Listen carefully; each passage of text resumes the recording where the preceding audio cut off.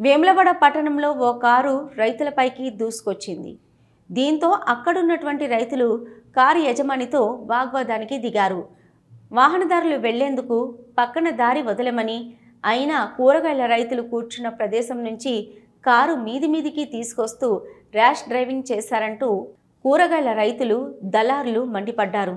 దాదాపు అరగంట సేపు ఈ వాగ్వాదం జరగడంతో వెనుక వచ్చే వాహనాలు ఎక్కడికక్కడ నిలిచిపోయాయి.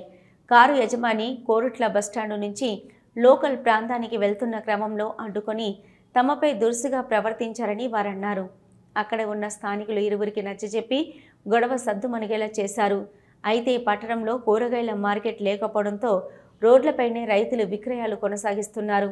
గతంలో తిప్పాపూర్ బ్రిడ్జ్ వద్ద రైతులు కూరగాయలు అమ్మే క్రమంలో ఓ లారీ మీదకు దూసుకొచ్చి బీభత్సం సృష్టించింది. రైతులు మార్కెట్లోనే కూరగాయల విక్రయాలు చేసే విధంగా చూడాలని వాహనదారులు కోరుతున్నారు.